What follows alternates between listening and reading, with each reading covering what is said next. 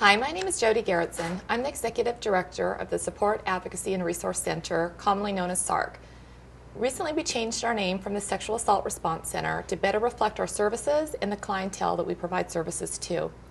We provide 24-hour crisis intervention, support, and advocacy that is free and confidential to victims of all crime other than domestic violence. Today, we're here to talk about child sexual abuse. With me, you'll meet three guests: Heather Holman-West, a counselor at SARC, Denise Martin, Education Outreach Coordinator at SARC, and also Rosa Valdez from Child Protective Services. We're going to talk about what child sexual abuse is, the prevalence, the grooming process, signs and symptoms, how to respond to a disclosure, and also how to prevent sexual abuse from occurring with our children. So Denise, if we could start with you, could you please explain what child abuse is and also how prevalent it is in our community? Sure. Let's start with some statistics. Statistics show nationally that 1 in 3 girls and 1 in 5 boys will be sexually abused or assaulted before the age of 16. Washington State also had a survey done a couple years ago, and they showed the same findings. So that shows us that locally, abuse here is not any higher or lower than those statistics. Also, SARC provided services to 371 new clients last fiscal year. Of those clients, 75% were under the age of 18 and 50% were under the age of 12. Then on to our definition of sexual abuse. Sexual abuse is defined as any sexual contact without consent. Sexual contact can be visual, verbal, or physical. In Washington State, consent is known as an agreement between both parties before engaging in any sexual activity. The process of giving consent has to consist of a conversation between parties where the partners are communicating and freely giving the word yes before discussing their plans that include sexual activity. There are 3 populations that cannot legally give consent. And those populations are, the first one is any children under the age of 16. The second population is anyone with a developmental disability, as in under the RCW 74.34.020. And the third population is anyone under the influence of drugs or alcohol. Thank you, Denise. I think that's something important to point out. As you said, it was nearly 400 new clients that SARC provided services to. I think that sometimes people don't understand those are new clients, and we're still providing services to many other clients in previous years. So the number of abuse in our community is actually much greater than the statistics may show. On top of that, those are only clients that come forward and ask for services. As a nonprofit, no one is required to receive our services. And with that, I think that can be confusing to some people, is understanding how children can be sexually abused without stepping forward and how come they don't always disclose, which I think might be helpful. Heather, if you can explain about the grooming process, they'll make that a little bit more understandable for people. Absolutely. So the grooming process is a detailed psychological process that the offender will take the victim through prior to actually assaulting them. The main goal of grooming is to develop a relationship with that victim, build their trust, and so that they can maintain control of that relationship and keep the abuse a secret. There are 6 steps that I'll go over. The first step is actually targeting a victim. So a lot of times the offender will sort of size up a child and their family's vulnerabilities. They're looking for a child and family that might be more emotionally needy, or maybe they have financial distress. Oftentimes the family or child will be more isolated or have lower self-esteem. They may struggle to be assertive or set boundaries. And the offender looks for that type of child and family because they'll be easier to victimize than others. And those types of children will be more likely to keep the secret of the abuse. The second step is actually gaining the victim's trust. So the offender will kind of watch the family and the child, get to know their needs and how to fill them. This will oftentimes come across really warmly and affectionately, and the offender will seem very genuine in their interest in the child and the family. After they've assessed the needs, they'll actually begin filling them, which is the third step. Once they begin to fill the child and the family's needs, a lot of times they become someone very important and very special in the child's life if they weren't already. This often gives them a special status in the family, and it makes it less likely that the child will be believed if they were to come forward about the abuse. The fourth step is isolating the child. So the offender will use the special relationship that they've developed with the child to create situations or opportunities where they're alone with that child. So for example, they might offer to babysit or tutor the child if they're struggling in school. They might offer to coach that child's soccer team or a sports team. And they might take that child on special trips, just the two of them. So this step is important because it reinforces that special bond and loyalty between the offender and the child, which again often makes it difficult for the child to come forward. The fifth step is the offender will actually start sexualizing the relationship. So once they create that emotional dependency between the child and themselves, and they've established trust, they'll start exposing the kids to different sexual things. So for example, they might start talking about sex more. They might expose that child to pornography. They might create accidental situations where maybe that child sees them, not fully clothed or vice versa, or they accidentally brush the private parts of a child to start introducing that sexual component. This is the stage where the abuse actually starts happening. And then it goes into the final stage, which is where the offender maintains control. So once the sexual abuse occurs, the offender will use secrecy and blame to ensure the child's continued participation in the abuse, and also that they'll keep the secret. A lot of times the offender will also threaten to harm the child or the family if they were to come forward. One thing that's important to remember is that although those steps are typical of grooming, each situation is different, and so that grooming process can vary sometimes depending on the situation. But in general, typically, those are the steps that the offender follows to groom the victim. Thank you. So would it be fair to say that really grooming is an intentional manipulation of children and most often the caregivers as well? Absolutely. I think it's important to remember that offenders not only groom the victim or the child, but they also groom caregivers, family members, and the community. Because of that, it's probably very important that the community learns to understand what signs and symptoms to watch for. Caregivers need to understand, but community members as well, so that we're able to intervene. And so with that, thank you very much. We'll next talk to Rosa and learn some signs and symptoms to watch for. Thank you. Children should be happy and safe. Those who have been sexually abused are more likely to become pregnant, engage in violence, do poorly in school, run away from home, and have low self-esteem. If you're worried about a child, get involved. Call 374-5391. Together we can make a difference in the life of a child. Call 374-5391.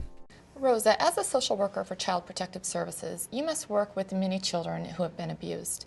Could you please explain some signs and symptoms that we can watch for as indicators of potential child sexual abuse? Sure, Jody. Sexual abuse is a type of trauma, and as with any trauma, you're going to see different, maybe some cross signs and symptoms. But most commonly with children who have been sexually abused, you will see in their physical, there may be some redness or swelling to their genital areas. You may also see children regress to a younger age. There may be some stress, some unexplained fear of certain places or certain people. Some children become overly obsessed with their genital areas. Sometimes they may have problems with bowel movements. And other, when in older children, you may see some acting out behaviors and some sexualized behavior. There may be some drug abuse, alcohol abuse. Some of the other signs may be some odor or discharge from their genital areas. And it could be also their disclosure that something may have happened to them.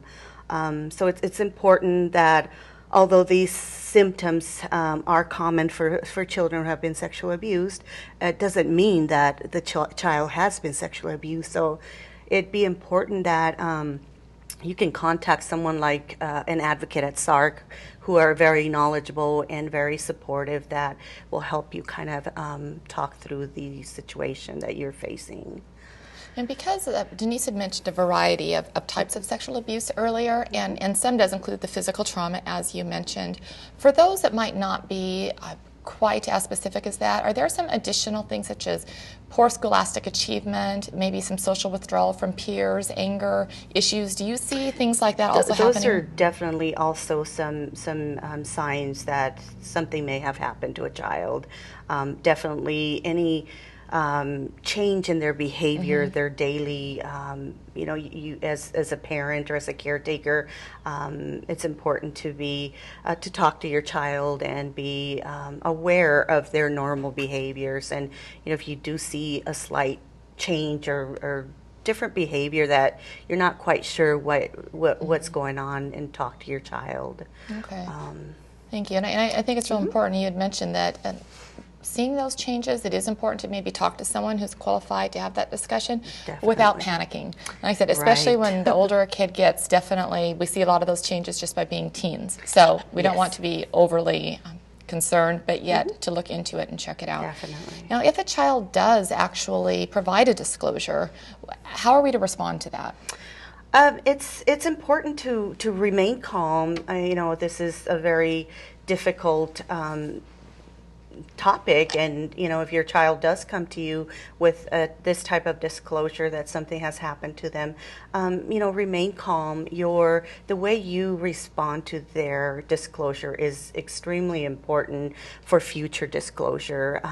You want to make sure that you are supportive of the child. However, they don't want to hurt you. They don't want to see that this is upsetting to you. So the more calm you remain, the better it is for the child to continue to disclose. There's a lot of children who will recant or pull back their disclosure later on because of what's going on with you or your reaction, that they may have hurt you.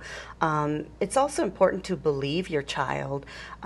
It's very hard for parents to believe that such a thing could have happened to their child, that they may have been hurt. Maybe it's someone that and it's what you're concerned about what's going to happen. But believe your child, reassure them, let them know that you will do everything in your power to help them. You will contact the correct people that can help both of you. It's also important to truly listen to what they are telling you and hear what they're saying without asking too many questions. If at all, don't ask any questions. Just listen, take the information. If you need to write it down, go ahead and do that, and then notify the correct authorities or Child Protective Services, law enforcement, or call SARC and speak to an advocate that can help you make those calls. So the way you respond to a disclosure is very important for future the case and the investigation, and also for your child's well-being. Thank you. That is all very helpful guidance. I particularly appreciate you tossing in there about calling SARC for an advocate, because it can be such an emotionally traumatic event to hear a child disclose. Right. And as we talked about earlier, many parents will have been victims themselves, so they could have some of their past issues resurfacing. Yes. So being able to have an advocate to speak with, to bounce things off of, and to be able to have the emotion directed towards the advocate as opposed to the child can be very helpful. That is right, because you yourself may be dealing with, like you said, a lot of your own emotions, and you don't know how your reaction may be. So try and stay calm, and then call someone as soon as you can outside of the child's presence, so you can freely express your feelings. Thank you, Rosa. Thank you, Jody, for inviting me today. Children should be happy and safe. Those who have been sexually abused are more likely to become pregnant, engage in violence, do poorly in school, run away from home, and have low self-esteem. If you're worried about a child, get involved. Call 374-5391. Together we can make a difference in the life of a child. Call 374-5391. It's very common for community members to not understand why children may not disclose. We've talked about some of the signs and symptoms and how difficult this is on children, and so it's hard to understand. Heather, could you please give some possible reasons why a child might not disclose sexual abuse? Sure. I guess it's important to remember that, at least about 95% of the time the child's going to know their offender. And so this person might be someone that's really special to them, that they have love and care for. So it's very common for that child to have mixed feelings about the offender. One side of them might care about them, and then another side of them might have negative feelings about the abuse that is happening, which causes several things to happen. First of all, the child might be afraid that no one will believe them, and oftentimes the offender has told the child or led them to believe that nobody would believe them if they were to tell about the abuse.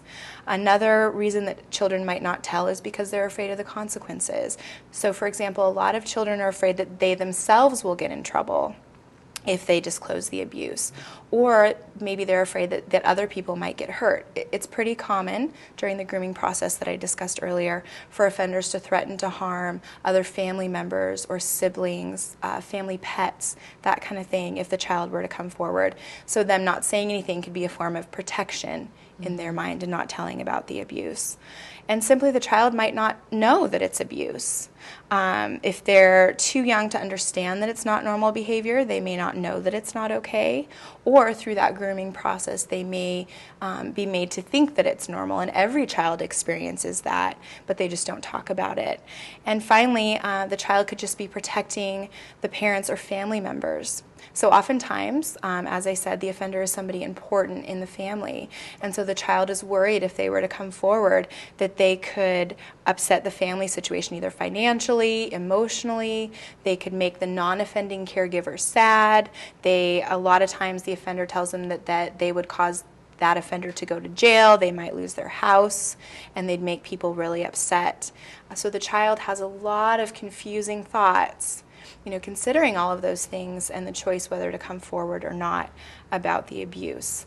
A lot of times, too, because of that grooming process that I discussed earlier, the child, on top of that, will be feeling guilty because they participated in that relationship with the offender, and they might feel responsible for the abuse. And again, that's because of the grooming process earlier discussed makes and helps the child to feel that way and believe those things. So it can be very, very difficult for them to sort through that and actually make the choice to come forward and tell. So it's really, you mentioned about making a choice, which is a good term. At the same token, it's really not fair to blame these kids, is it? Even though something horrific is happening to them, it's not fair to expect a child to come forward. Instead, we need to learn how to intervene and prevent the abuse from occurring to begin with. Right. So Denise, if we can step back maybe first and just explain a few definitions just real briefly on what child sexual abuse is, and then it would be really helpful if you can help give us some tips on how to prevent the abuse from occurring so we don't expect kids to have to stop it by themselves. Sure. One type of sexual abuse is rape, which is any type of penetration into a person's body with a body part or object. Molestation is any type of sexual touching. Incest is any sexual activity among family members. Sexual harassment is any unwanted, unwelcome sexual behavior that makes you feel uncomfortable. Child sexual exploitation is any forced prostitution or involvement in pornography. Okay, thank you. And then on to our tips about what parents can do to learn. To teach their children, or what we can do as well, to skills to teach children, are to, number one, teach kids about assertiveness skills. It's important in making sure they stand up for themselves and tell you when they feel uncomfortable. Also, boundaries and personal space is another important skill that they can learn about. Kids with healthy boundaries are more likely to recognize that they are uncomfortable in a situation. Also, helping children understand feelings and recognizing others' feelings can help them figure out situations and develop a connection to their instincts. And also helping them develop empathy can help their friends who might be in a bad situation as well. And then also assisting children in learning respect for themselves and others can help raise their self-esteem and their self-confidence. And it can also assist your child in choosing healthy friends who are a supportive system. Teaching children about conflict resolution and how to deal with problem solving can be helpful when they come across those kinds of problems and know how to deal with them. Good communication will lower the chance that your child can become sexually abused and will make you a safe person to go to if they need help. Also have regular conversations with your children about body safety. Include it with your regular safety talks. Make sure you teach them about stranger danger, but know that any adult could harm them and hurt them or make them feel uncomfortable. Practice what-if statements. Give them different scenarios when you're talking about those safety situations. For example, what if someone we really knew well touched you in a confusing way and asked you to keep that a secret? Or what if an older person offered you money or something that you really wanted to do something that made them feel uncomfortable? And also let them know that if something like that ever happened, it's not their fault and they're not to blame. Now, isn't it correct that approximately 90% of offenders are known to their victims? And so while you mentioned stranger danger, and that is important, as adults and as caregivers, it is so critical that we know who our children are with and where they are at, and not to let our defenses down. We don't want to operate in the world scared at all times, but at the same token, I think especially with summer approaching and our children being in camps and sports, we don't want to assume because someone cares about our child that they're safe with the child. It could be that grooming process starting that Heather had mentioned before. That's right. Now, SARC does have a variety of programs to be able to help provide prevention in the schools. Mm-hmm. They are age appropriate, they're non-threatening, and they really not only help teach kids safety skills, but also help teach kids how not to become offenders themselves, because we really want to prevent abuse from occurring to begin with. I really appreciate both of your input on the topic today, and I think it's very important for us to recognize that this is a difficult topic. It can be a trigger for many people. 1 in 3 girls and 1 in 5 boys are sexually abused by the age of 16, so the majority of the audience is impacted by someone who's been sexually violated. So it's important to know that if you do feel upset or unsettled by the information, to call SARC. We are available 24 hours a day at 374-5391, and all services are free and confidential. Thank you.